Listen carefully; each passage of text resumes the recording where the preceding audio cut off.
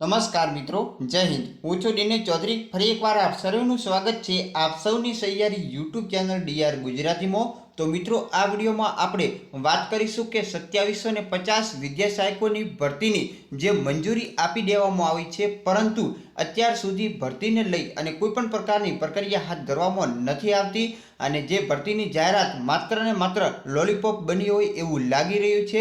સાથે સાથે ધોરણ 9 થી 12 કાયમી શિક્ષકોની ભરતી અંગેની પણ અત્યાર સુધી કોઈ પણ પ્રકારની જે પ્રક્રિયા હાથ ધરવામાં નથી આવી। સાથે સાથે જે શિક્ષણ સહાયકની ભરતીમાં મુખ્ય પરીક્ષાના ગુણને ધ્યાનમાં લેવા માટેની પણ રજૂઆત કરવામાં આવી છે। જેવા ઘણા બધા પ્રશ્નોનું સોલ્યુશન મેળવીશું આ વિડીયોમાં, તો વિડીયો છેલ્લે સુધી જોતા રહેજો। ચેનલ પર નવા હો તો સબસ્ક્રાઇબ કરી બેલ આઇકન પ્રેસ કરી દેજો, એટલે આપણા નવા વિડીયોની નોટિફિકેશન તમને મળતી રહે। તો ચાલો વિડીયો શરૂ કરીએ। એના પહેલા જો તમે અત્યાર સુધી ટેલિગ્રામ કે વોટ્સઅપ ગ્રુપમાં નથી જોડાયા તો મિત્રો જોડાઈ લેજો, જેમાં તમને સંપૂર્ણ અપડેટ મળતી રહેશે। તો ચાલો વિડીયો શરૂ કરીએ। તો મિત્રો, વાત કરવામાં આવે તો વિષય દીઠ ભરતી જાહેરનામું સહિતની બાબતો હજુ પણ અસ્પષ્ટ છે। કચ્છ સહિત રાજ્યમાં 2750 જે જૂની વિદ્યા સહાયકોની ભરતીની જાહેરાત માત્ર ને માત્ર લોલીપોપ બની છે। મહિના બાદ પણ કાર્યવાહી ન થતા ઉમેદવારોમાં કચવાટ ફેલાયો છે। તો વિગતવાર વાત કરવામાં આવે તો રાજ્યના ટેટ અને ટાટ પાસ ઉમેદવારોએ કાયમી શિક્ષક ભરતીની સતત રજૂઆતો કરાઈ રહી છે।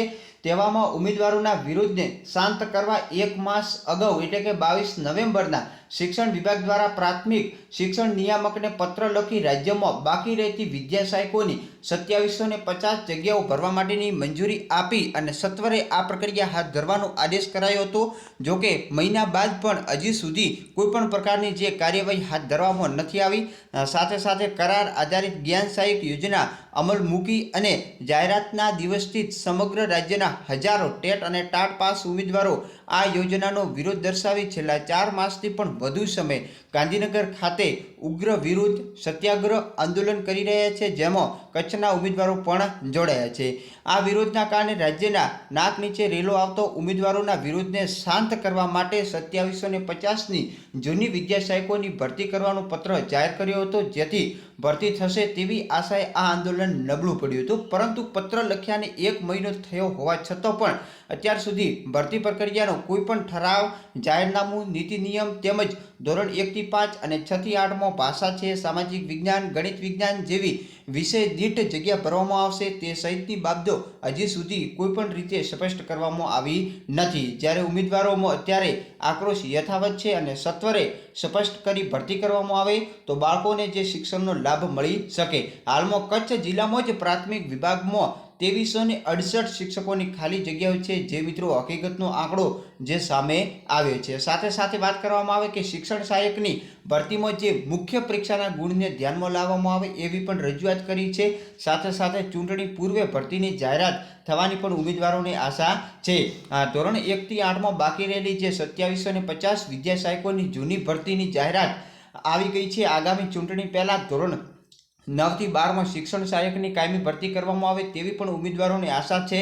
ટાટ 1 અને ટાટ 2ની પરીક્ષા આ વખતે પ્રથમ દ્વિસ્તરીય જે પરીક્ષા લેવાઈ હતી, ત્યારે ભવિષ્યમાં થનારી ભરતીમાં એકેડમિકના બદલે મુખ્ય પરીક્ષાના ગુણને ધ્યાનમાં લેવામાં આવે તેવી ઉમેદવારો તરફથી રજૂઆત કરાઈ હતી। ચાલુ વર્ષે ટાટ સેકન્ડરી અને ટાટ હાયર સેકન્ડરીની પ્રિલિમિનરી પરીક્ષા જે લેવાઈ, જેમાં કટ ઓફ માર્ક્સ મેળવનાર ઉમેદવારો મુખ્ય પરીક્ષા આપી હતી। સાથે સાથે ક્લાસ 2 માટે જે રીતે દ્વિસ્તરીય પરીક્ષાનો અમલવારી પ્રથમ વખત ટાટ 1 અને 2માં પણ જે કરવામાં આવી હતી અને ભવિષ્યમાં સરકાર દ્વારા ધોરણ 9 થી 12માં શિક્ષણ સહાયકની કાયમી ભરતીનું આયોજન કરાય તેમાં મુખ્ય પરીક્ષામાં જે મેળવેલા ગુણ છે એ ગુણને પણ ધ્યાનમાં લેવામાં આવે, એના આધારે મેરિટ બની ભરતી કરે એવી શિક્ષણ મંત્રી, સચિવ તેમજ નિયામક શ્રીને પણ રજૂઆત કરાઈ હતી। જે અગાઉના સમયમાં જૂની પદ્ધતિ પ્રમાણે ધોરણ 12 સ્નાતક, અનુસ્નાતક, B Ed, TAT secondary, TAT higher સેકન્ડરીની મુખ્ય પરીક્ષાના ગુણના આધારે જે એકેડમિક મેરિટ બનતું હતું, એમાં કદાચ બોગસ સર્ટિફિકેટના આધારે ઘણી વખત ઉમેદવારો આગળ જતા અને જે સાચા ઉમેદવારો હોય એ પાછળ રહે। એના કારણે આ દ્વિસ્તરીય પરીક્ષામાં જે મુખ્ય પરીક્ષા લેવાઈ હતી એના ગુણના આધારે મેરિટ બને એવું ઉમેદવારોએ જણાવ્યું હતું। સાથે સાથે સરકારે ધોરણ 1 થી 10 જ્ઞાન સહાયકના 11 માસના કરાર આધારિત શિક્ષકોની નિમણૂક કરી દીધી છે, જ્યારે 11-12 ફોર્મ પણ ભરાઈ ગયા છે. ખાલી જગ્યાઓ પણ મિત્રો જાહેર થઈ છે. શાળા પસંદગીની પ્રક્રિયા ચાલુ છે. એટલે કે જ્ઞાન સહાયકો ન હોવાના કારણે અત્યારે મિત્રો 11-12 પ્રવાસી શિક્ષકોના કારણે જે શૈક્ષણિક કાર્ય ચાલે છે, ટૂંક સમયમાં 11-12 જે જ્ઞાન સહાયકોની ભરતી પણ થઈ જશે. બસ મિત્રો, આજના વિડીયોમાં એટલું. ફરી મળીશું નવી અપડેટ સાથે નવા વિડીયોમાં. ત્યાં સુધી જય હિન્દ, જય ભારત. Thanks for watching.